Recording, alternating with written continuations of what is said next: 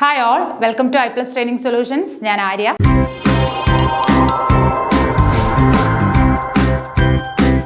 അപ്പോൾ ഇന്ന് ഞാൻ എത്തിയിരിക്കുന്നത് നമ്മുടെ HSA ഇംഗ്ലീഷിൻ്റെ വളരെ ഇമ്പോർട്ടൻ്റ് ആയിട്ടുള്ള ഒരു ടോപ്പിക്കുമായിട്ടാണ്. നമ്മൾ ഇന്ന് ഡിസ്കസ് ചെയ്യാൻ പോകുന്നത് ഇൻഡോ യൂറോപ്യൻ ലാംഗ്വേജ് ഫാമിലീസ് ആണ്. അപ്പോൾ നമുക്കറിയാം വളരെ ഇമ്പോർട്ടൻ്റ് ആയിട്ടുള്ള ഒരു ടോപ്പിക്കാണെന്ന് അറിയാം. എന്താണ് ലാംഗ്വേജ് ഫാമിലീസ്? പലതരത്തിലുള്ള ലാംഗ്വേജ് ഫാമിലീസ് ഉണ്ട്. അതിൽ ഏറ്റവും ഇമ്പോർട്ടൻ്റ് ആയിട്ടുള്ള ഇൻഡോ യൂറോപ്യൻ ലാംഗ്വേജ് ഫാമിലിയാണ് നമ്മളിന്ന് നോക്കുന്നത്. അപ്പോൾ നമുക്ക് നേരെ നമ്മുടെ ടോപ്പിക്കിലേക്ക് പോകാം. നോക്കിയേ, ലാംഗ്വേജ് ഫാമിലീസ്. ഫസ്റ്റ് നമ്മൾ നോക്കുന്നത് എന്താണ് ലാംഗ്വേജ് ഫാമിലി എന്താണ് എന്നാണ് നമ്മൾ ആദ്യം നോക്കുന്നത്. Modern linguistic research has claimed that language can be grouped in families and many languages can be traced to a common ancestor in remote times.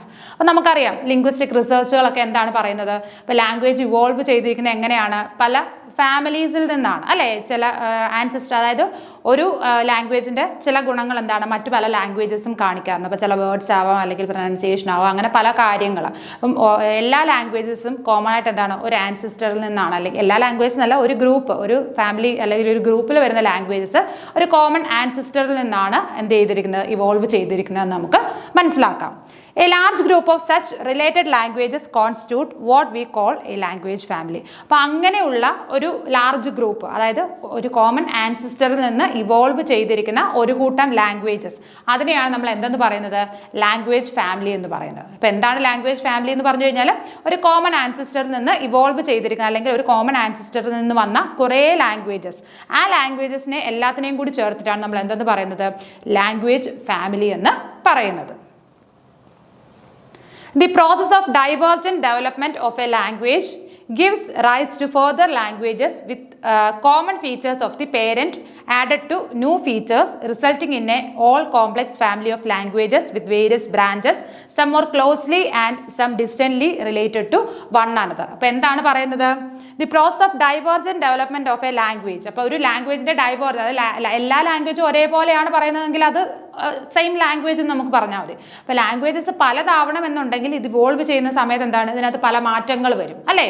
അപ്പോൾ അങ്ങനെ ഡൈവേർജന്റ് ഡെവലപ്മെന്റ് എന്ന് പറയുന്നത്, ലാംഗ്വേജിന്റെ ഡൈവേർജന്റ് ഡെവലപ്മെന്റ് എന്തെല്ലാം കാര്യങ്ങൾ കൊണ്ടുവരുന്നു? വിത്ത് common features of parent language അല്ലേ? Parent ലാംഗ്വേജിന്റെ common features കുറേയൊക്കെ എന്തിൽ കാണും?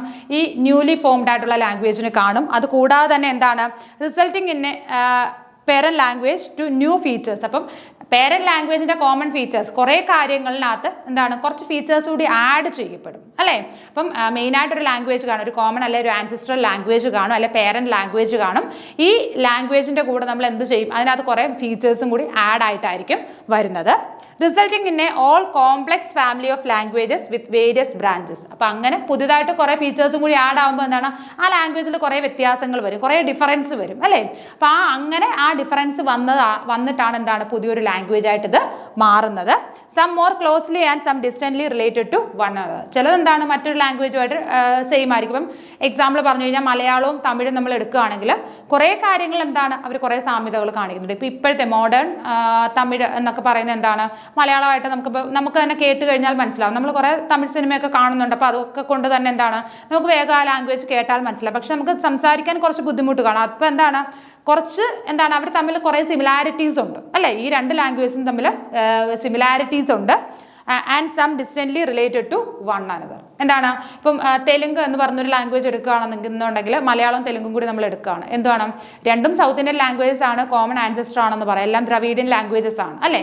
പക്ഷേ എന്താണ്, മലയാളമായിട്ട് എൻറ്റയർലി ഡിഫറൻ്റ് ആണ് തെലുങ്ക് അല്ലേ? അപ്പം സിമിലാരിറ്റീസ് കാണിക്കുന്ന ലാംഗ്വേജസും ഫോം ചെയ്യാം, അതേപോലെ എന്താണ് ഡിസിമിലർ ആയിട്ടുള്ള ലാംഗ്വേജസും ഫോം ചെയ്യാം ഈ ഒരു പാരന്റ് ലാംഗ്വേജിൽ നിന്ന്.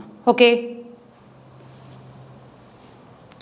there are about 250 to 300 distinctive language families in the world.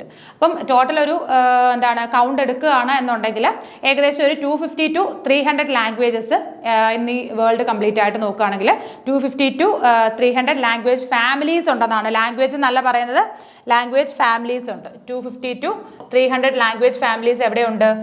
Around the world അല്ലേ? വേൾഡിന് മൊത്തത്തിൽ നമ്മളൊരു ലിസ്റ്റ് എടുക്കുകയാണെന്നുണ്ടെങ്കിൽ 250 to 300 ലാംഗ്വേജ് ഫാമിലീസ് അവൈലബിൾ ആണ്. The following are the major language families of the world. അപ്പോൾ അതിൽ പ്രധാനപ്പെട്ട ലാംഗ്വേജ് ഫാമിലീസ് ആണ് നമ്മളിവിടെ പറയുന്നത്. നോക്കുക ഏതൊക്കെയാണ്? Indo European. അതിൽ ഏറ്റവും ഫസ്റ്റ് വൺ ഏത് തന്നെയാണ്? ഇൻഡോ യൂറോപ്യൻ ആണ്. സോ അതുകൊണ്ടാണ് നമ്മൾ HSAയുടെ സിലബസിൽ ഈ ഒരു ടോപ്പിക്ക് ആഡ് ചെയ്തിരിക്കുന്നത്. ഓക്കെ, അപ്പം Indo European, Sino Tibetan, Niger Congo, പിന്നീട് വരുന്ന ഏതാണ്? Afro Asiatic, Austronesian, Dravidian, Austro Asiatic, Altaic, Uralic, Caucasian. ഇത്രയും ലാംഗ്വേജസ് ആണ്. നോക്കിക്കേ, ഇപ്പൊ പ്രധാനപ്പെട്ട ലാംഗ്വേജസ് അല്ല, ലാംഗ്വേജ് ഫാമിലീസ് ആണ് നമ്മളിവിടെ ഡിസ്കസ് ചെയ്യുന്നത്. ഫസ്റ്റ് വൺ എന്ന് പറഞ്ഞ ഇൻഡോ യൂറോപ്യൻ, അത് നമ്മൾ പഠിക്കാൻ പോകുന്നതാണ്. അത് കൂടാതെ കുറച്ച് ലാംഗ്വേജ് ഫാമിലീസ് ആണ് ഇവിടെ പറയുന്നത്. സൈനോ ടിബറ്റൻ, പിന്നീട് ഏതാണ്? Niger Congo, Afro Asiatic, Austronesian, Dravidian. Dravidian നമ്മൾ നേരത്തെ പറഞ്ഞിരുന്നു, മലയാളം, തമിഴ്, ഈ സൗത്ത് ഇന്ത്യൻ ലാംഗ്വേജസ് ഒക്കെ ഏതാണ്? ദ്രവീഡിയൻ ലാംഗ്വേജസ് ആണ്. അതിൻ്റെ ഏറ്റവും മെയിൻ എന്ന് പറയുന്നത് തമിഴാണ്. തമിഴിൽ നിന്നാണ് ബാക്കിയുള്ള ലാംഗ്വേജസ് ഇവോൾവ് ചെയ്തിരിക്കുന്നത്. Okay, Austro Asiatic, Altaic, Uralic, Caucasian, അങ്ങനെ കുറേ ലാംഗ്വേജ് ഫാമിലീസ് പറയുന്നുണ്ട്. അതിൽ വളരെ ഇമ്പോർട്ടൻ്റ് ആയിട്ടുള്ള ഇൻഡോ യൂറോപ്യൻ ലാംഗ്വേജ് ഫാമിലിയാണ് നമ്മൾ ഈ ഒരു സെഷനിൽ ഇവിടെ ഡിസ്കസ് ചെയ്യുന്നത്. നോക്കിക്കേ, the Indo-European languages are a family of related languages that today are widely spoken in America, Europe and also Western and Southern Asia. അപ്പോൾ ഇൻഡോ യൂറോപ്യൻ ലാംഗ്വേജ് ഫാമിലി അല്ലെ, അതെന്ന് പറയുന്നത് എന്താണ്? ഇറ്റ്സ് എ ഗ്രൂപ്പ് ഓഫ് അല്ലെങ്കിൽ related languages ആണ്. Indo European language ഫാമിലിയിൽ വരുന്ന languages എന്ന് പറഞ്ഞാൽ റിലേറ്റഡ് ആയിട്ടുള്ള ലാംഗ്വേജസ് ആണ്. അത് ഇപ്പോൾ കൂടുതലായിട്ട് എവിടെയൊക്കെയാണ് സംസാരിക്കുന്നത്? America, Europe and also western and southern Asia. നോക്കിക്കേ, അപ്പോൾ ഇൻഡോ യൂറോപ്യൻ ലാംഗ്വേജ് ഫാമിലിയിലെ ലാംഗ്വേജിന്റെ പ്രത്യേകത അതെല്ലാം റിലേറ്റഡ് ആണ് അല്ലേ, ഒന്ന് മറ്റൊന്നുമായിട്ട് ബന്ധപ്പെട്ട് കിടക്കുന്ന ലാംഗ്വേജസ് ആണ്. അത് വൈഡ്ലി സ്പോക്കൺ ആയിട്ടുള്ള കൺട്രീസ് അല്ലെ കോണ്ടിനെന്റ്സ് ഏതൊക്കെയാണ്? അമേരിക്കയിലുണ്ട്, യൂറോപ്പിലുണ്ട്, അതേപോലെ തന്നെ വെസ്റ്റേൺ ആൻഡ് സദേൺ ഏഷ്യ. ഏഷ്യയുടെ വെസ്റ്റേൺ പാർട്ടിലും സദേൺ പാർട്ടിലും ഈ ഒരു ലാംഗ്വേജ് എന്താണ് സ്പ്രെഡ് ചെയ്ത് കിടക്കുന്നുണ്ട്, അല്ലെങ്കിൽ അത് ആൾക്കാർ സംസാരിക്കുന്നുണ്ട്. Okay, just as languages such as Spanish, French, Portuguese and Italian are all descended from Latin. എന്തുപോലെ? അതായത് Spanish, French, Portuguese and Italian, ഈ 4 ലാംഗ്വേജസും എവിടെ നിന്നാണ് ഇവോൾവ് ചെയ്തിരിക്കുന്നത്? ലാറ്റിൻ എന്ന് പറയുന്ന ആ ഒരു കോമൺ ആൻസിസ്റ്ററിൽ നിന്ന് ഫോം ചെയ്ത 4 ലാംഗ്വേജസ് ആണ് Spanish, French, Portuguese, Italian. Okay, അപ്പോൾ അത് 4 എന്താണ്? റിലേറ്റഡ് ലാംഗ്വേജസ് ആണ്. അത് ഇപ്പോൾ സ്പാനിഷ് ആണെങ്കിൽ സ്പെയിനിൽ, ഫ്രഞ്ച് ആണെങ്കിൽ ഫ്രാൻസിൽ, പോർച്ചുഗീസ് ആണെങ്കിൽ പോർച്ചുഗലിൽ, ഇറ്റാലിയൻ ആണെങ്കിൽ ഇറ്റലിയിൽ സംസാരിക്കുന്നുണ്ട്. പക്ഷേ എന്താണ്, ഈ ഭാഷകൾ മറ്റ് പല സ്ഥലങ്ങളിലും ആൾക്കാർ സംസാരിക്കും. ഇപ്പോൾ കുടിയേറി പാർത്തവരാകാം, അങ്ങനെ പലരും സംസാരിക്കുന്നുണ്ട്. അപ്പം അങ്ങനെ അതുകൊണ്ട് തന്നെ ഇതൊരു കോമൺ ആൻസിസ്റ്റർ, ലാറ്റിൻ എന്ന് പറയുന്ന ആ ഒരു എന്താണ്, റോമിലാണ് ലാറ്റിൻ ഉള്ളത് അല്ലേ. അപ്പോൾ റോമിൻ്റെ പല ഭാഗത്ത് അല്ലെങ്കിൽ ലാറ്റിനിൽ നിന്നാണ് ഈ 4 എന്താണ് ലാംഗ്വേജസും ഫോം ചെയ്തിരിക്കുന്നത്. അതേപോലെയാണ് ഇൻഡോ യൂറോപ്യൻ ലാംഗ്വേജ് ഫാമിലിയുടെ കാര്യവും പറയുന്നത്. നോക്കിക്കേ, Indo European languages are believed to derive from a hypothetical language known as proto Indo European which is no longer spoken. അപ്പോൾ ഇൻഡോ യൂറോപ്യൻ ലാംഗ്വേജ് ഫാമിലിയുടെ കേസ് പറയുമ്പോൾ അത് എവിടെ നിന്നാണ് വന്നത്, ഇവോൾവ് ചെയ്ത് അല്ലെങ്കിൽ ഡിറൈവ് ചെയ്ത് എവിടെ നിന്നാണ് നമ്മൾ അറിയണം. അപ്പോൾ അതിനെക്കുറിച്ച് ഒരു ഹൈപ്പോത്തസിസ് പറയുന്നത് എന്താണെന്ന് വെച്ച് കഴിഞ്ഞാൽ എന്താണ്, പ്രോട്ടോ ഇൻഡോ യൂറോപ്യൻ എന്ന് പറയുന്ന ഒരു ലാംഗ്വേജിൽ നിന്നാണ് എന്ത് ഫോം ചെയ്തിരിക്കുന്നത്? ഇൻഡോ യൂറോപ്യൻ ലാംഗ്വേജ് ഫാമിലീസ് അല്ലെങ്കിൽ അതിലുള്ള മറ്റു ലാംഗ്വേജസ് ഡിറൈവ് ചെയ്തിരിക്കുന്നത്. ഓക്കെ, അപ്പോൾ ഇതിൻ്റെ ആൻസിസ്റ്റർ എന്ന് പറയുന്നത് എന്താണ്? പ്രോട്ടോ ഇൻഡോ യൂറോപ്യൻ എന്ന് പറയുന്ന ഒരു ലാംഗ്വേജ്. പക്ഷെ ഇപ്പോൾ എന്താണ്? നോ ലോങ്ങർ സ്പോക്കൺ, അങ്ങനെ ഒരു ലാംഗ്വേജ് ഇപ്പോൾ എക്സിസ്റ്റ് ചെയ്യുന്നതേ ഇല്ല. അപ്പോൾ ആ ഒരു ലാംഗ്വേജിൽ നിന്നാണ് ഇൻഡോ യൂറോപ്യൻ ലാംഗ്വേജസ് എല്ലാം ഇവോൾവ് ചെയ്തിരിക്കുന്നത് എന്നാണ് പറയുന്നത്. Okay, it is highly probable that the earliest speakers of this language originally lived around Ukraine and neighboring regions in the Caucasus and southern Russia. അപ്പോൾ എന്താണ് ഈ പ്രോട്ടോ ഇൻഡോ യൂറോപ്യൻ എന്ന് പറയുന്ന ആ ഒരു ആൻസിസ്ട്രൽ ലാംഗ്വേജ് എവിടെയാണ് ആൾക്കാർ കൂടുതലായിട്ട് സംസാരിച്ചിരുന്നത്? അതിൻ്റെ ഏർലിയസ്റ്റ് സ്പീക്കേഴ്സ് എന്ന് പറയുന്നത് ആരൊക്കെയാണ്? ഒറിജിനലി ലീവ്ഡ് അറൌണ്ട് ഉക്രൈൻ എന്ന് പറയുന്ന രാജ്യത്ത്, neighbouring regions in the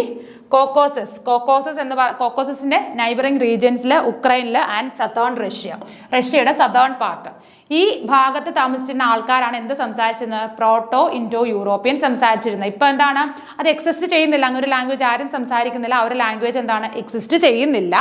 then spread to most of the rest of Europe and later down into India. പിന്നീട് അത് എങ്ങോട്ടേക്ക് സ്പ്രെഡ് ചെയ്തു? യൂറോപ്പിലേക്ക്. ഉക്രൈനിലും കോക്കോസസിലും അതേപോലെ സദേൺ റഷ്യയിലും ഒക്കെ സംസാരിച്ചുകൊണ്ടിരുന്ന ഭാഷയായിരുന്നു. അത് എങ്ങോട്ടാണ്? യൂറോപ്പിലേക്ക് സ്പ്രെഡ് ചെയ്തു. അതിനുശേഷം അത് എവിടെയും വന്നെത്തി? ഇന്ത്യയിലേക്കും വന്നെത്തി. ഓക്കെ, അതിൻ്റെ ആ ഒരു എന്താണ്, എങ്ങനെയാണ് അത് ഇവോൾവ് ചെയ്യുന്നത് എന്നുള്ള ഒരു സ്റ്റേജ് ആണ് പറയുന്നത്. Okay, the earliest possible end of Proto-Indo-European linguistic unity is believed to be around 3400 BC. അപ്പം ഏകദേശം ഇതിൻ്റെ ഒരു എൻഡ്, ഈ ഒരു ലാംഗ്വേജിൻ്റെ എൻഡ് എന്ന് പറയുന്നത് 3400 BC ആണ്. BC അറിയാമല്ലോ അല്ലേ, ബിഫോർ കോമൺ എറ. നമ്മൾ നേരത്തെ BCയും ADയും പറയുമായിരുന്നു അല്ലേ, ബിഫോർ ക്രൈസ്റ്റ്. AD എന്ത്, ആഫ്റ്റർ ഡെത്ത് അല്ലെങ്കിൽ അന്നോ ഡൊമിനി എന്ന് പറയുമായിരുന്നു. ഇപ്പം നമ്മൾ എന്താണ് ബി സിക്ക് പകരം BCE, ബിഫോർ കോമൺ ഇറ, അതാണ് നമ്മൾ പറയുന്നത്. അപ്പം അതെന്താ ബിഫോർ ക്രൈസ്റ്റ് തന്നെ, BCയുടെ തന്നെയാണ്, പക്ഷെ അതിന് നമ്മൾ പറയുന്നത് BCE എന്നാണ് പറയുന്നത്. ഓക്കെ, അപ്പോൾ ഒരു 3400 BCക്ക് തൊട്ട് മുമ്പ് തന്നെ എന്താണ് അല്ലെങ്കിൽ ആ ഒരു സമയത്ത് തന്നെ ഈ ഒരു ലാംഗ്വേജ് കംപ്ലീറ്റ് ആയിട്ട് എക്സ്റ്റിങ്ക്റ്റ് ആയി എന്ന് പറയാം. അല്ലെങ്കിൽ ഇപ്പോഴെന്താണ് ഈ ഒരു ലാംഗ്വേജ് നിലനിൽക്കുന്നില്ല. ഏത് ലാംഗ്വേജ് ആണ് പറയുന്നത്? പ്രോട്ടോ ഇൻഡോ യൂറോപ്യൻ ലാംഗ്വേജിന്റെ കാര്യമാണ് പറയുന്നത്. Okay, it is generally believed that it was spoken by nomadic tribes which wandered in the regions around the Black Sea. അതേപോലെ തന്നെ എന്താണ് ഒരു ബിലീഫ് എന്ന് പറയുന്നത്? നൊമാഡിക് ട്രൈബ്സ്, ബ്ലാക്ക് സീയിൽ ചുറ്റുവട്ടത്ത് അല്ലെ ബ്ലാക്ക് സീയുടെ തീരത്ത് താമസിക്കുന്ന നൊമാഡിക് ട്രൈബ്സ് ആയിരുന്നു ഈ ഒരു ലാംഗ്വേജ് സംസാരിച്ചുകൊണ്ട് ഇരുന്നത്. They are said to have gone as far as the steppes of Siberia. പിന്നീട് അവർ എങ്ങോട്ടേക്ക് മൂവ് ചെയ്തു? സൈബീരിയയിലേക്കും മൂവ് ചെയ്തു. അപ്പം ബ്ലാക്ക് സീക്ക് ചുറ്റും താമസിച്ചിരുന്ന നൊമാഡിക് ട്രൈബ്സ് ആണ് ഈ പ്രോട്ടോ ഇൻഡോ യൂറോപ്യൻ ലാംഗ്വേജ് സംസാരിച്ചു കൊണ്ടിരുന്നത്. പിന്നെ അവിടെ നിന്നാണ് നമ്മൾ നേരത്തെ പറഞ്ഞ പോലെ ഉക്രൈനിലും പിന്നീട് എവിടെയാണ് റഷ്യയുടെ സദേൺ പാർട്ടിലേക്കും ഒക്കെ പോയത്. പിന്നീട് അവിടുന്ന് യൂറോപ്പിലേക്കും ഇന്ത്യയിലേക്കും വന്നു എന്ന് പറഞ്ഞു അല്ലേ. അപ്പോൾ ഫസ്റ്റ് എന്താണ് ബ്ലാക്ക് സീക്ക് ചുറ്റും, ബ്ലാക്ക് സീയിൽ വാണ്ടർ ചെയ്തിരുന്ന അല്ലെങ്കിൽ അതിന് ചുറ്റും താമസിച്ചിരുന്ന നൊമാഡിക് ട്രൈബ്സും സംസാരിച്ചിരുന്നു. പിന്നീട് എന്താണ് they are set to have gone as far as the steppes of Siberia. പിന്നെ അവർ എങ്ങോട്ടേക്ക് പോയി? സൈബീരിയയിലേക്കും മൂവ് ചെയ്തു. Since the speakers of the Proto-Indo-European language did not develop a writing system, we have no physical evidence of it. അപ്പോൾ ഇതിൻ്റെ ഒരു demerit അല്ലെങ്കിൽ എന്താണ്, നമ്മൾക്ക് കൂടുതൽ എന്താണ് ഇതിനെക്കുറിച്ച് കൂടുതൽ അവശിഷ്ടങ്ങൾ നമ്മൾ എക്സ്കവേഷൻസ് ഒക്കെ നടത്തിയിട്ടുണ്ടെങ്കിലും കൂടുതൽ അവശിഷ്ടങ്ങൾ കിട്ടാതിരുന്നതിൻ്റെ പ്രധാന കാരണം ഇതിനെന്തായിരുന്നു? ഒരു പ്രോപ്പർ റൈറ്റിംഗ് സിസ്റ്റം ഇല്ലായിരുന്നു അല്ലേ. ഒരു റിട്ടൺ ഫോം എന്തിനില്ലായിരുന്നു? പ്രോട്ടോ ഇൻഡോ യൂറോപ്യൻ ലാംഗ്വേജിന് ഒരു റിട്ടൺ ഫോം ഇല്ലായിരുന്നു. അതുകൊണ്ട് തന്നെ നമുക്ക് എവിഡൻസസ് വളരെ കുറവായിരുന്നു ഇതിനെക്കുറിച്ച്. ഇപ്പോൾ ഏതെങ്കിലും രീതിയിൽ അവർ അത് ഒരു റിട്ടൺ സിസ്റ്റം ഉണ്ടായിരുന്നു എന്നുണ്ടെങ്കിൽ എക്സ്കവേഷൻസിലൊക്കെ നമുക്ക് എന്തെങ്കിലുമൊക്കെ അതിൻ്റെ കുറച്ച് ഫോമാറ്റും കാര്യങ്ങളും ഒക്കെ കിട്ടുമായിരുന്നു. അപ്പം അതിൽ നിന്ന് ഈ കിട്ടിയ എവിഡൻസ് വെച്ചിട്ട് ഇവർ എന്താണ് ഐഡന്റിഫൈ ചെയ്തത്? ഇതിനൊരു റൈറ്റിംഗ് സിസ്റ്റം ഇല്ല എന്ന് ഐഡന്റിഫൈ ചെയ്തു. Okay, The science of linguistics have been trying to reconstruct the Europe and some of the languages of Asia. അപ്പം യൂറോപ്പിലെയും ഏഷ്യയിലെയും കുറേ ലാംഗ്വേജസ് റീകൺസ്ട്രക്ട് ചെയ്യാനായിട്ട് ലിംഗ്വിസ്റ്റ് ശ്രമിക്കുന്നുണ്ട്. അതായത് എന്താണ് പണ്ട് കാലത്തുള്ള അല്ലെങ്കിൽ ഇതിൻ്റെയൊക്കെ എന്താണ് ആൻസസ്റ്റർ ആരാണ് എന്നുള്ള രീതിയിൽ കണ്ടെത്താനായിട്ട് കുറേ സ്റ്റഡീസ് നടക്കുന്നുണ്ട്. It was split up into various sections and moved in different directions across the continent of Euro-Asia. അപ്പോൾ അതെന്താണ്, അത് പല സെക്ഷൻസ് ആയിട്ട് തിരിഞ്ഞിട്ട് യൂറോപ്പിലും ഏഷ്യയുടെ ഒക്കെ പല ഭാഗങ്ങളായിട്ട് ഇപ്പോഴും ആ ഒരു സ്റ്റഡീസ് കണ്ടിന്യൂ ചെയ്തുകൊണ്ടേ ഇരിക്കുകയാണ്. അപ്പോൾ എന്താണ് ഇവിടെ പറഞ്ഞത്? Since the speakers of the proto Indo European language did not develop a writing system. അപ്പോൾ ഇതിനെന്തില്ല? പ്രധാനമായിട്ടും പ്രോട്ടോ ഇൻഡോ യൂറോപ്യൻ ലാംഗ്വേജിന് ഒരു റൈറ്റിംഗ് സിസ്റ്റം ഇല്ല, ഒരു റിട്ടൺ ഫോം എന്തിനില്ല? പ്രോട്ടോ ഇൻഡോ യൂറോപ്യൻ ലാംഗ്വേജിന് ഇല്ല. We have no physical evidence of it. നമുക്ക് ഇന്ന് വരെ എന്താണ് അതിനെക്കുറിച്ച് ഫിസിക്കൽ എവിഡൻസ് ഒന്നും തന്നെ നമുക്കൊരു എവിഡൻസും കിട്ടിയിട്ടില്ല. The science of linguistics has been trying to reconstruct the Europe and some of the languages of Asia. അപ്പോൾ എന്താണ് ഏഷ്യയിലെയും അതേപോലെ യൂറോപ്പിലെയൊക്കെ പുരാതന കാലത്തുള്ള അല്ലെ ഓൾഡ് ഏജിലുള്ള കുറേ ലാംഗ്വേജ് റീകൺസ്ട്രക്ട് ചെയ്യാനായിട്ട് ലിംഗ്വിസ്റ്റ് സ്റ്റഡീസ് നടത്തുന്നുണ്ട്. It was split up into various sections and moved in different directions across the continent of Euro-Asia. അപ്പോൾ എന്താണ് അത് പല സെക്ഷനായിട്ട് തിരിഞ്ഞിട്ട് യൂറോപ്പിലെയും ഏഷ്യയിലെയും പല ഭാഗത്തും ഇന്നെന്താണ് അത് ആ ഒരു സ്റ്റഡീസ് നടന്നുകൊണ്ടേ ഇരിക്കുകയാണ്. Each section got isolated from the others. അപ്പോൾ എന്താണ് ഓരോ സെക്ഷനും ഐസൊലേറ്റഡ് ആണ്, ഓരോരുത്തരും ഓരോ ഏരിയയിലാണ് എക്സ്കവേഷൻസ് അല്ലെങ്കിൽ എന്താണ് സ്റ്റഡീസ് നടത്തുന്നത്. Each developed it's parent language along it's on lines. അതേപോലെ തന്നെ എന്താണ് ഓരോ ലാംഗ്വേജും ആ പേരന്റ് ലാംഗ്വേജിൻ്റെ കുറേ ഫീച്ചേഴ്സ് കാണിക്കുന്നുണ്ടെങ്കിൽ പോലും പിന്നീട് എന്താണ് അവർക്ക് വേറെ കുറേ വ്യത്യാസങ്ങൾ വരുന്നുണ്ട്. അങ്ങനെയാണെങ്കിലല്ല ഒരു പുതിയ ലാംഗ്വേജ് ആവത്തുള്ളൂ. പേരന്റ് ലാംഗ്വേജിൻ്റെ എല്ലാ ഫീച്ചേഴ്സും കാണിക്കുകയാണെന്നുണ്ടെങ്കിൽ നമുക്കതിനെ ഒരു പുതിയ ലാംഗ്വേജ് എന്ന് പറയാൻ പറ്റും. അപ്പോൾ മലയാളമായിട്ട് തന്നെ സംസാരിക്കുകയാണെങ്കിൽ പുതിയൊരു ലാംഗ്വേജ് ആവുന്നില്ല. അതിൽ മറ്റു ലാംഗ്വേജിൽ നിന്ന് വേർഡ്സ് എന്ത് ചെയ്യുന്നു, നമ്മൾ കടമെടുക്കുക, ലോൺ വേർഡ്സ് എടുക്കുന്നു, അല്ലെങ്കിൽ എന്താണ് അതിൽ പ്രൊനൗൺസിയേഷനിൽ ഡിഫറൻസ് വരുന്നു, ആക്സെൻറ്റ് ഡിഫറൻ്റ് ആവുന്നു, എങ്കിലൊക്കെ മാത്രമേ എന്താവുകയുള്ളൂ പുതിയൊരു ലാംഗ്വേജ് ആയിട്ട് മാറുകയുള്ളൂ അല്ലേ.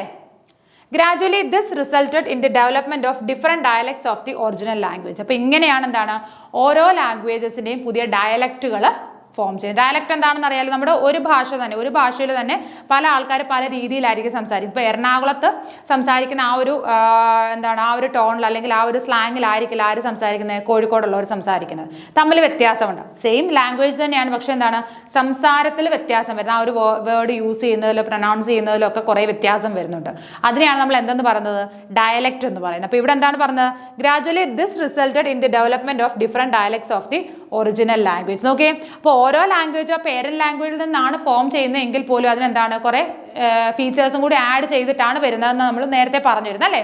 പുതിയതായിട്ട് കുറേ ഫീച്ചേഴ്സ് ആഡ് ചെയ്യും. അങ്ങനെ ആഡ് ചെയ്ത് അങ്ങനെ ഗ്രാജുവലി എന്താവും, ഇത് പുതിയ പുതിയ ഡയലക്റ്റുകളായിട്ട് മാറുമെന്നാണ് അല്ലെ, അതിനകത്ത് ഡയലക്റ്റുകൾ ആഡ് ആകുമെന്നാണ് പറയുന്നത് അല്ലേ. In the development of different dialects to the original language. അങ്ങനെയാണ് ഒറിജിനൽ ലാംഗ്വേജിന് എങ്ങനെയാണ് കുറേയധികം ഡയലക്റ്റുകൾ ഫോം ചെയ്യുന്നത്. It is believed that as a result of the twofold process, the original Indo-European was split up into 8 distinct groups of dialects by 2000 BC or a little later. അപ്പോൾ ഈ ഒരു formula ഇങ്ങനെ കുറേ നാളുകൾക്ക് ശേഷം എന്താണ് ടു ഫോൾഡ് പ്രോസസ്സ്, ഈ രണ്ട് കാര്യങ്ങളുണ്ട്. പുതിയ ലാംഗ്വേജ് ഫോം ചെയ്യുന്നു, അതിനകത്ത് കുറേ ഡയലക്ട്സ് ആഡ് ചെയ്യുന്നു. അപ്പോൾ ഈ രണ്ട് ടു ഫോൾഡ് പ്രോസസ്സ് വെച്ച് എന്താണ് ഇൻഡോ യൂറോപ്യൻ ലാംഗ്വേജസിന് എത്രയാണ് 8 ഡയലക്ട്, അത് സ്പ്ലിറ്റപ്പ് ചെയ്ത് എത്രയായിട്ട് 8 ഡയലക്ട്സ് ആയിട്ട് അല്ലേ, split up into 8 distinct groups of dialects by 2000 BC or a little later. അപ്പോൾ ഒരു 2000 BC അല്ലെങ്കിൽ BCE അല്ലേ. അപ്പോൾ ആ ഒരു സമയത്തോ അല്ലെങ്കിൽ അതിന് കുറച്ച് മുമ്പായിട്ടോ ഈ ഇൻഡോ യൂറോപ്യൻ ലാംഗ്വേജ് ഫാമിലിക്ക് അല്ലെങ്കിൽ ഇൻഡോ യൂറോപ്യൻ ലാംഗ്വേജസിന് എന്ത് സംഭവിച്ചു, അതിന് ഈ ടു ഫോൾഡ് പ്രോസസ്സ് വഴി കുറേ സ്പ്ലിറ്റപ്പ് ഉണ്ടായി. അങ്ങനെ എത്ര സ്പ്ലിറ്റപ്പ് ഉണ്ടായി, 8 ഡിസ്റ്റിങ്ക്ട് ഗ്രൂപ്പ്സ് ആയിട്ട് മാറി, 8 ഡിസ്റ്റിങ്ക്ട് ഗ്രൂപ്പ്സ് ഓഫ് ഡയലക്ട്സ് ആയിട്ട് മാറി. ഓക്കെ, ക്ലിയർ ആയോ? They were Eastern, Sanskrit, American, Greek, Albanian, Italic, Balto-Slavonic, Primitive Germanic and Celtic. അതെന്തൊക്കെയാണ്, ഏതൊക്കെയാണ് ആ ഡയലക്ട്സ് എന്ന് പറയുന്നത്? ഈസ്റ്റേൺ അല്ലെങ്കിൽ നമ്മൾ സാൻസ്ക്രിറ്റ് എന്ന് പറയും അല്ലേ, eastern or Sanskrit, American, Greek, Albanian, Italic, Balto Slavonic, primitive, Germanic and Celtic. 8 അല്ലേ, 8 സ്പ്ലിറ്റപ്സ് എന്നായിരുന്നു നമ്മൾ പറഞ്ഞത്. 8 അത് ഡിവൈഡ് ചെയ്തു അല്ലേ. അപ്പോൾ ആ 8 സ്പ്ലിറ്റപ്സ് ആണ് ഏതൊക്കെയെന്ന് പറയുന്നത്? ഈസ്റ്റേൺ അല്ലെങ്കിൽ സാൻസ്ക്രിറ്റ് വരും, American, Greek, Albanian, Italic, Balto Slavonic, primitive Germanic and Celtic. ഇതാണ് ആ 8 ഡയലക്ട്സ് എന്ന് പറയുന്നത്. Each of these in course of time subdivided and the process continued. അപ്പോൾ ഈ ഓരോ ഡയലക്ട്സും എന്ത് ചെയ്യുന്നു, വീണ്ടും എഗെയിൻ ആ സമയം കടന്നു പോകും തോറും എന്താണ്, അല്ലെ കാലങ്ങൾ കടന്നു പോകും തോറും ഇത് എഗെയിൻ സ്പ്ലിറ്റപ്പ് ആവുന്നു, അല്ലെങ്കിൽ എന്താണ് ഡിവൈഡ് ചെയ്യുന്നു അല്ലേ. And the process continued. അപ്പോൾ ആ ഒരു പ്രോസസ്സ് കണ്ടിന്യൂ ചെയ്തുകൊണ്ടേ ഇരിക്കുന്നു. According to G.L. Brook, the dispersal of the speakers of Indo-European took place somewhere between 3000 and 2000 BC. അപ്പോൾ G.L. ബ്രൂക്കിൻ്റെ അഭിപ്രായ പ്രകാരം എന്താണ്, ഈ ഇൻഡോ യൂറോപ്യൻ ലാംഗ്വേജ് സംസാരിക്കുന്ന ആൾക്കാർ അവർ ഡിസ്പേഴ്സ് ചെയ്ത് അല്ലെ പല സ്ഥലങ്ങളിലേക്ക് എത്തിച്ചേർന്നത് ഏകദേശം ഒരു 3000 and 2000 BCയുടെ കാലഘട്ടത്തിന് ഇടയ്ക്കായിട്ടാണ്. അപ്പോൾ ആ ഒരു 1000, അതായത് 2000 BCയും 3000 BCയുടെയും ഇടയിലായിട്ടാണ് ആര് ഡിസ്പേഴ്സ് ചെയ്യുന്നത്, ഇൻഡോ യൂറോപ്യൻ ലാംഗ്വേജസ് സംസാരിക്കുന്ന ആൾക്കാർ ലോകത്തിൻ്റെ പല ഭാഗങ്ങളിൽ എത്തിച്ചു, അല്ലെ അവർ സ്പ്ലിറ്റ് ചെയ്ത് പല ഭാഗത്തായിട്ട് ഡിസ്പേഴ്സ് ചെയ്തത് എവിടെയാണ്, ഏകദേശം ഈ ഒരു കാലഘട്ടത്തിലാണ്. അപ്പോൾ ഒന്നുകൂടി പറയാം, 8 ഡയലക്ട്സ് എന്ന് പറയുന്നത് ഏതൊക്കെയാണ്? Eastern or Sanskrit, American, Greek, Albanian, Italic, Balto Slavonic, primitive Germanic and Celtic. ഇതാണ് ആ ഒരു 8 ഇൻഡോ യൂറോപ്യൻ ലാംഗ്വേജിൻ്റെ ഡയലക്ട്സ് എന്ന് പറയുന്നത്. അതിൽ ഓരോന്നും എന്താണ് എഗെയിൻ സബ് ഡിവൈഡ് ചെയ്ത് ഇങ്ങനെ ആ ഒരു ഡിവിഷൻ കണ്ടിന്യൂ ചെയ്ത് കോഴ്സ് ഓഫ് ടൈം എന്താണ് ആ ഒരു ഡിവിഷൻ കണ്ടിന്യൂ ചെയ്തുകൊണ്ടേ ഇരിക്കുകയാണ്. According to G.L. Brook, the dispersal of the speakers of Indo-European took place somewhere between 3000 and 2000 BC. അപ്പോൾ എന്താണ്, ഇപ്പോൾ ഒരു 2000 BC അതേപോലെ 3000 BC അല്ലേ. അപ്പം അതിൽ എന്താണ് ആ ഒരു 3000 BCക്കും 2000 BCക്കും ഇടയിലായിട്ടാണ് ഈ ഇൻഡോ യൂറോപ്യൻ ലാംഗ്വേജ് സംസാരിക്കുന്ന ആൾക്കാർ ലോകത്തിൻ്റെ പല ഭാഗങ്ങളിലും എത്താലും അവർ ഡിസ്പോസ് ചെയ്തത് ഈ ഒരു ടൈമിലാണ്. New research published today in the journal Nature, led by University of Adelaide ancient DNA researchers and the Harvard Medical School, shows that at least some of the Indo-European languages spoken in Europe were likely the result of a massive migration from Eastern Russia. അതേപോലെ തന്നെ മറ്റൊരു സ്റ്റഡിയാണ് പറയുന്നത്, ഒരു ജേണലാണ് nature എന്ന് പറയുന്ന ആ journal. അതിനകത്ത് ആരൊക്കെയാണ് contribute, journal led by university of Adelaide യൂണിവേഴ്സിറ്റിയിലെ കുറച്ച് ഒരു ഗ്രൂപ്പ് ഓഫ് പീപ്പിൾ അവരും, പിന്നെന്താണ് ഏൻഷ്യൻ DNA റിസർച്ചേഴ്സും അതേപോലെ തന്നെ ഹാർവാർഡ് മെഡിക്കൽ സ്കൂളിലെ റിസർച്ചേഴ്സും, ഇത്രയും പേരും കൂടി ചേർന്നിട്ട് നടത്തിയ ഒരു സ്റ്റഡി. അതിൽ അവർ പബ്ലിഷ് ചെയ്ത ജേണലിൻ്റെ പേര് കൂടി ഒന്ന് ഓർത്തിരിക്കുക, നേച്ചറാണ് കേട്ടോ. ആ ഒരു ജേണലിൽ വന്ന ഒരു എന്താണ് ആ സ്റ്റഡീസിൻ്റെ റിസൾട്ട് എന്തായിരുന്നു, At least some of the Indo-European languages spoken in Europe were likely the result of a massive migration from Eastern Russia. അപ്പോൾ Indo-European languages അല്ലേ, ആ Indo-European languages ഇപ്പോൾ സ്പോക്കൺ ഇൻ യൂറോപ്പ് അല്ലേ, യൂറോപ്പിൽ സംസാരിക്കുന്ന Indo-European ലാംഗ്വേജ് ഇപ്പോഴത് യൂറോപ്പിൽ എത്തിയത് എങ്ങനെയാണ്? റഷ്യയിൽ നിന്നുള്ള, ഈസ്റ്റേൺ റഷ്യ അല്ലേ, ഈസ്റ്റേൺ റഷ്യയിൽ നിന്നുള്ള ഒരു മാസീവ് മൈഗ്രേഷൻ വഴിയാണ്. ഓക്കെ, അപ്പം ഇപ്പോൾ യൂറോപ്പിൽ Indo-European ലാംഗ്വേജിൻ്റെ ഏതെങ്കിലുമൊക്കെ ഫോംസ് നമ്മൾ സംസാരിക്കുന്നുണ്ട് എങ്കിൽ അതെന്താണ്?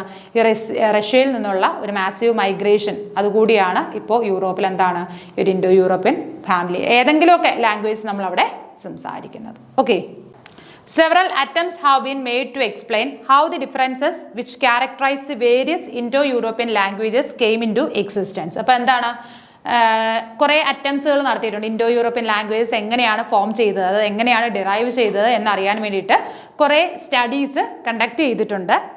August Schleicher put forward his pedigree theory in 1866. അപ്പം 1866 ഓഗസ്റ്റ് ഷ്ലീഷർ എന്താണ് ഒരു തിയറി കൊണ്ടുവന്ന, തിയറിയുടെ പേരാണ് പെഡിഗ്രി തിയറി. ഏതാണ് വർഷം? 1866 ആണ്.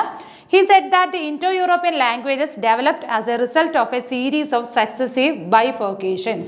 അപ്പോൾ എന്താണ് അദ്ദേഹം പറഞ്ഞത്? Indo-European languages എങ്ങനെയാണ് ഡെവലപ്പ് ചെയ്തിരിക്കുന്നത്? ബൈ സക്സസീവ് ബൈഫോക്കേഷൻ, അതായത് കുറേ കാലമായിട്ട് എന്താണ് അത് പല പാർട്ടുകളായിട്ട് ഡിവൈഡ് ചെയ്ത് അങ്ങനെയാണ് Indo-European ലാംഗ്വേജസ് ഫോം ചെയ്തിട്ട്. ബൈഫോക്കേഷൻസ് എന്ന് പറഞ്ഞു കഴിഞ്ഞാൽ എന്താണ്? ഡിവൈഡ് ചെയ്യുക, അത് രണ്ടായിട്ടോ അതിൽ കൂടുതലായിട്ടോ ഇങ്ങനെ ഡിവൈഡ് ചെയ്ത് പോകുന്നതിനെയാണ് ബൈഫോക്കേഷൻസ് എന്ന് പറയുന്നത്. അപ്പോൾ Indo-European ലാംഗ്വേജസ് ഓരോന്നും ഫോം ചെയ്തിരിക്കുന്നത് പല ലാംഗ്വേജസ് ഡിവൈഡ് ചെയ്തിട്ടാണെന്നാണ് ആര് പറയുന്നത്? പെഡിഗ്രി തിയറിയിൽ ഓഗസ്റ്റ് ഷ്ലീഷർ പറയുന്നത്. He expressed the relations of the various Indo-European languages to each other by means of a genealogical tree, though this theory is no longer accepted. ഇപ്പോൾ എന്താണ് Pedigree theory പറഞ്ഞത് ആരാണ്? August ഷ്ലീഷർ ആണ്. എങ്കിൽ പോലും എന്താണ് ആ തിയറി ഇപ്പോഴും അക്സെപ്റ്റ് ചെയ്തിട്ടില്ല അല്ലേ. ഇപ്പോൾ പെഡിഗ്രി തിയറി എന്താണ് അക്സെപ്റ്റ് ചെയ്തിട്ടില്ല. അദ്ദേഹം എങ്ങനെയാണ് റിലേഷൻസ് പറഞ്ഞത്? He expressed the relations of the various Indo-European languages to each other by means of a genealogical tree. അപ്പം ജനറ്റിക്കലി ഓരോ ലാംഗ്വേജും എങ്ങനെയാണോ ഫോം ചെയ്തത് അതൊരു ട്രീയുടെ ഫോമിലാക്കിയിട്ടാണ് അദ്ദേഹം എന്താണ് ഈ ഓരോ ലാംഗ്വേജും തമ്മിലുള്ള ആ ഒരു റിലേഷൻ എക്സ്പ്ലെയിൻ ചെയ്തത്. എങ്കിൽ പോലും എന്താണ് this theory is not accepted. അതെന്താണ് അത് അക്സെപ്റ്റ് ചെയ്തിട്ട് ഇന്ന് വരെ അത് അക്സെപ്റ്റ് ചെയ്തിട്ടേ ഇല്ല. Its influence is still seen in the terminology used by linguistics. അപ്പോൾ എന്താണ് അതിൻ്റെ ആ ഒരു ഇൻഫ്ലുവൻസ് ചെറുതായിട്ട് കാണിക്കുന്നുണ്ട് എങ്കിൽ പോലും എന്താണ് പക്ഷേ ഈ ഒരു തിയറി ഇന്ന് വരെ ആരും അക്സെപ്റ്റ് ചെയ്തിട്ടില്ല. They speak of the Indo-European family of languages and discuss whether one language is descended from another. ഇപ്പോൾ എന്താണ് ഇപ്പോഴും ലിംഗ്വിസ്റ്റ് എന്താണ് സംസാരിക്കുന്നത്? ഒരു ലാംഗ്വേജ് മറ്റൊരു ലാംഗ്വേജിൽ നിന്നാണോ ഫോം ചെയ്തത് എന്ന് എന്ത് ചെയ്യുന്നുണ്ട്? അവരിപ്പോഴും ആ ഒരു രീതിയിലുള്ള ഒരു സംസാരം അല്ലെങ്കിൽ അത് തന്നെയാണ് അവരിപ്പോഴും കണ്ടുപിടിച്ചുകൊണ്ടിരിക്കുന്നത്. ഒരു ലാംഗ്വേജ് അതിൻ്റെ ആൻസെസ്ട്രൽ ലാംഗ്വേജ് അല്ലെങ്കിൽ എന്താണ് ആ ഒരു ലാംഗ്വേജ് ഫാമിലിയിൽ വരുന്നതാണോ മറ്റേ ലാംഗ്വേജ്, ഒന്നിൽ നിന്നാണോ മറ്റൊന്ന് ഇവോൾവ് ചെയ്തത് എന്നുള്ളൊരു സ്റ്റഡീസും കാര്യങ്ങളും ഇപ്പോഴും നടന്നുകൊണ്ടിരിക്കുകയാണ്. അതിൽ കറക്റ്റായിട്ട് എന്താണ് ഒരു ക്ലാരിഫിക്കേഷനിൽ എത്താൻ ഇതുവരെ ആർക്കും സാധിച്ചിട്ടില്ല. Okay, he expressed the relations of the various Indo-European languages to each other by means of a genealogical tree, though this theory is no longer accepted. അപ്പോൾ ഒരു ജീനിയോളജിക്കൽ ട്രീയുടെ സഹായത്തോടു കൂടി ഒരു ലാംഗ്വേജ് മറ്റുള്ള ലാംഗ്വേജുമായിട്ടുള്ള ആ ഒരു റിലേഷൻ കാണിക്കാനായിട്ട് അദ്ദേഹം ശ്രമിച്ചു എങ്കിൽ പോലും എന്താണ് ആ പെഡിഗ്രി തിയറി 1866 ഓഗസ്റ്റ് ഷ്ലീഷർ കൊണ്ടുവന്ന പെഡിഗ്രി തിയറി ഇതുവരെയും അക്സെപ്റ്റഡ് അല്ല. Its influence is still seen in the terminology used by linguistics. They speak of the Indo-European family of languages and discuss whether one language is descended from another. അപ്പോൾ linguist ഇന്ന് എന്താണ് കണ്ടെത്താനായിട്ട് ശ്രമിക്കുന്നത്? ഒരു ലാംഗ്വേജിൻ്റെ descendant ആണോ മറ്റൊരു language, ഇത് തമ്മിൽ എന്തെങ്കിലും റിലേഷൻ ഉണ്ടോ, അതിനെക്കുറിച്ചുള്ള സ്റ്റഡീസ് നടത്തിക്കൊണ്ടിരിക്കുകയാണ്. എങ്കിലും എന്താണ് ഒരു ക്ലിയർ കൺക്ലൂഷനിലെത്താൻ ആർക്കും ഇതുവരെ സാധിച്ചിട്ടില്ല. This theory is objected to on the ground that there are resemblances like those between Germanic and Celtic which cut across any such classification. ഇപ്പോൾ എന്താണ് ഈ ഒരു തിയറി എന്താണ് പറയുന്നത്? There are resemblances, സിമിലാരിറ്റീസ് ഉണ്ട്. ലാംഗ്വേജസ് തമ്മിൽ എന്താണ് പലതരത്തിലും സിമിലാരിറ്റീസ് ഉണ്ട്. Like those between Germanic and Celtic. ഇപ്പം ജർമാനിക്കും കെൽറ്റിക്കും തമ്മിൽ എന്തൊക്കെ സിമിലാരിറ്റീസ് ഉണ്ടോ അല്ലെങ്കിൽ അത് തമ്മിൽ എന്തൊക്കെ റിസംബ്ലൻസസ് ഉണ്ടോ അതേപോലെ എല്ലാ ലാംഗ്വേജസും അല്ലെങ്കിൽ അത് ആ ഒരു ഗ്രൂപ്പിൽ വരുന്ന ലാംഗ്വേജസ് തമ്മിൽ ചില സിമിലാരിറ്റീസ് ഉണ്ട്. Which cut across any such classification. അപ്പോൾ എന്താണ്, ആ ഒരു ഗ്രൂപ്പിൽ വരുന്ന ഒരു കാറ്റഗറിയിൽ വരുന്ന ചില ലാംഗ്വേജ് തമ്മിൽ എന്താണ് ചില സിമിലാരിറ്റീസ് കാണിക്കുന്നുണ്ട്. പക്ഷെ നമുക്ക് ഒരിക്കലും എന്താണ് ആ സിമിലാരിറ്റീസ് കാണിക്കുന്നത് കൊണ്ട് തന്നെ ഒരു കോമൺ ആൻസസ്റ്റർ ആണെന്ന് നമുക്ക് ഐഡന്റിഫൈ ചെയ്യാനും പറ്റില്ല. Johans Schmitt propounded his wave theory in 1872 to explain these. അപ്പോൾ എന്താണ്, അപ്പോൾ ഈ ഒരു കാര്യം എക്സ്പ്ലെയിൻ ചെയ്ത ആരാണ്? ജൊഹാൻസ് ഷ്മിറ്റ് ആണ്.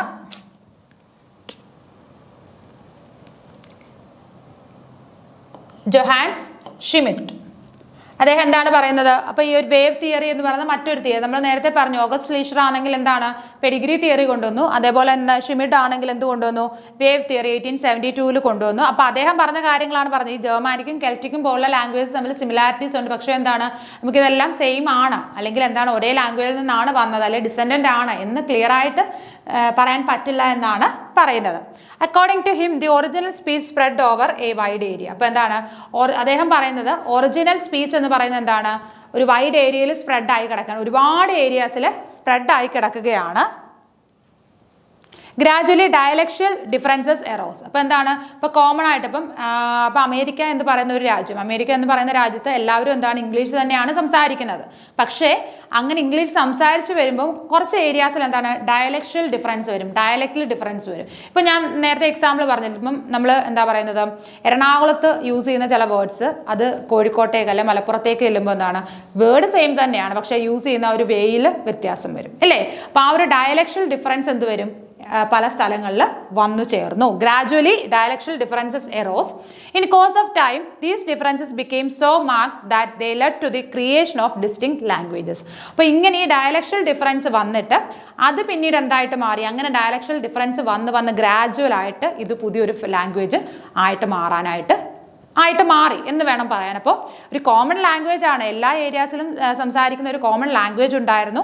ആ കോമൺ ലാംഗ്വേജിൻ്റെ കുറച്ച് ഏരിയാസിൽ എന്ത് സംഭവിച്ചു? ഡയലക്ഷ്യൽ ഡിഫറൻസ് വന്നു, ഡയലക്റ്റിലെ ആൾക്കാർ സംസാരിക്കുന്ന ആ ഒരു വേയിൽ വ്യത്യാസം വന്നു. അത് പിന്നീട് എന്തായിട്ട് മാറി? പുതിയൊരു ലാംഗ്വേജ് ആയിട്ട് ഫോം ചെയ്തു. The dialect area overlapped. It accounts for the resemblances which are shared by some Indo-European language. അതേപോലെ ഈ ഡയലക്ട് ഏരിയ ഓവർലാപ്ഡ്, അടുത്തടുത്തുള്ള മുകളിലും താഴെ അല്ലെങ്കിൽ അങ്ങനെ ഓവർലാപ്പ് ചെയ്ത് വന്നു. ഓവർലാപ്പ് ചെയ്ത് വന്നത് കാരണം എന്താണ് ഈ ഇൻഡോ യൂറോപ്യൻ ലാംഗ്വേജസ്. അങ്ങനെയാണ് ആ ഒരു കാറ്റഗറിയിൽ കുറേ ലാംഗ്വേജസ് വന്നത്. മനസ്സിലായാൽ അല്ലാതെ നമുക്ക് ഈ എല്ലാ ലാംഗ്വേജിൻ്റെയും ഒരു ആൻസിസ്റ്റർ കോമൺ ആണ് എന്ന് നമുക്ക് പറയാനായിട്ട് പറ്റില്ല. അങ്ങനെ അതിനെ നമ്മൾ എന്താണ് പല ഫാമിലീസ് ആക്കി മാറ്റി. അപ്പോൾ ഓർത്തിരിക്കുക എങ്ങനെയാണ് കോമൺ ആയിട്ട് വലിയൊരു ഏരിയയിൽ ഒരു ലാംഗ്വേജ് തന്നെ സംസാരിക്കും. ആ സംസാരിക്കുന്ന ലാംഗ്വേജിൽ തന്നെ ഡയലക്റ്റിൽ കുറച്ച് ഡിഫറൻസ് വരും. ആ ഡിഫറൻസ് വരുന്ന ആൾക്കാർ അല്ലെങ്കിൽ അവരൊരു പുതിയൊരു ലാംഗ്വേജ് ആയിട്ട് മാറ്റി അതിനെ. അങ്ങനെയാണ് പുതിയ ലാംഗ്വേജസ് ഫോം ചെയ്യുന്നത്. അതിന് ലാംഗ്വേജ് ഫാമിലി ആയിട്ട് വരുന്നത് എങ്ങനെയാണ്? ഈ പറയുന്നത് എന്താണ് ഈ പല പുതിയ ലാംഗ്വേജ് ഫോം ചെയ്തതും ഡയലക്റ്റിൽ മാത്രമേ ഡിഫറൻസ് ഉള്ളൂ, ഒരു കോമൺ ലാംഗ്വേജ് ആയിരുന്നു അല്ലേ. അപ്പോൾ അതിൽ അങ്ങനെയുള്ള ആൾക്കാർ ഓവർലാപ്പ് ചെയ്ത് വരുമ്പോഴാണ് ഇതൊരു ഒരു ലാംഗ്വേജ് ഫാമിലി ആയിട്ട് മാറുന്നത്. Though this theory does not explain all the problems involved, it provides a working hypothesis which can be modified in the light of additional theories. അപ്പോൾ വേവ് തിയറിയാണ് നമ്മൾ പറഞ്ഞുകൊണ്ടിരിക്കുന്നത്. അപ്പോൾ വേവ് തിയറിയിൽ ജൊഹാൻസ് എന്താണ് പറഞ്ഞത്? ഈ പറഞ്ഞ കാര്യങ്ങൾ എങ്ങനെയാണ് ഓവർലാപ്പ് ചെയ്യുന്നതെന്നും പുതിയ ലാംഗ്വേജ് ഫോം ചെയ്യുന്നതെന്നും നമ്മൾ പറഞ്ഞു. അപ്പം ഇവിടെ പക്ഷേ അദ്ദേഹത്തിന് എന്ത് പറ്റില്ല? ഇവിടെ വരുന്ന എല്ലാ പ്രോബ്ലംസും എക്സ്പ്ലെയിൻ ചെയ്യാനായിട്ട് ആർക്ക് സാധിച്ചില്ല? ജൊഹാൻസിന് സാധിച്ചില്ല. എല്ലാ തിയറീസും എക്സ്പ്ലെയിൻ ചെയ്യാനായിട്ട് സാധിച്ചില്ല. Okay. It provides a working hypothesis which can be modified in the light of additional theories. അപ്പോൾ എന്താണ് കുറച്ച് പുതിയ കുറേ തിയറീസ് ഫോം ചെയ്യാനായിട്ട് കുറച്ച് കാര്യങ്ങൾ പറയാൻ പറ്റും, പക്ഷെ എല്ലാ രീതിയിലും അതിനെ നല്ല രീതിയിൽ എക്സ്പ്ലെയിൻ ചെയ്യാൻ അദ്ദേഹത്തിന് സാധിച്ചില്ല. However, the theories about the splitting up of language tend to assume the homogeneity of the parent Indo-European language. പക്ഷെ അദ്ദേഹം എന്ത് തന്നെയാണ് പറഞ്ഞത്?